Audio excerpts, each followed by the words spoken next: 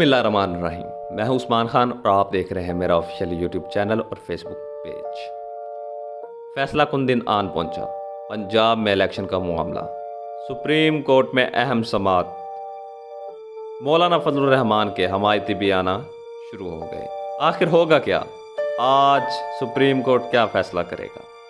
Chief election commission की जानिब से नजर सानी की पटिशन दायर की गई, जिस पर आज अहम समाअत होगी। इलेक्शन के हवाले से सुप्रीम कोर्ट ने चैम्बर में state bank, auditor general Pakistan और फाइनेंस मिनिस्टर को बुलाया और इलेक्शन के हवाले से फंड जारी करने का कहा, जिस पर स्टेट बैंक और फाइनेंस मिनिस्टर ने मुकम्मल यकीन दहानी का वादा किया।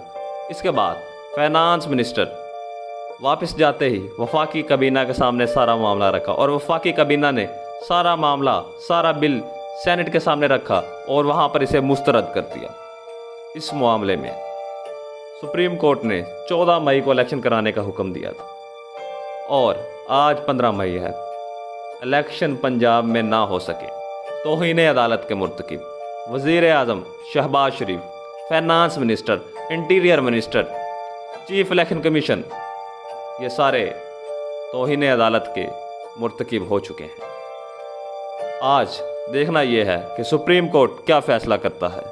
सुप्रीम कोर्ट की जानिब से 2 ऑप्शन मौजूद हैं। एक, या तो सुप्रीम कोर्ट तौहीन अदालत में सबको नाअहल कर सकता है। दूसरा रास्ता यह है कि सुप्रीम कोर्ट स्टेट बैंक को और फाइनेंस मिनिस्टर को आज ये हुक्म जारी करेगा कि आज ही इलेक्शन के लिए फंड जारी किया जाए और नई तारीख दी जाएगी। तो ये एक फैसला कुन दिन है। सुप्रीम कोर्ट पे दबाव डालने के लिए मौलाना फजलुर रहमान ने भी आज सुप्रीम कोर्ट के सामने धरने की कॉल दे रखी है।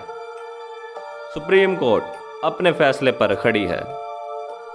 सुप्रीम कोर्ट ऑफ पाकिस्तान का 3 रुकनी बेंच इस मामले की समाअत करेगा।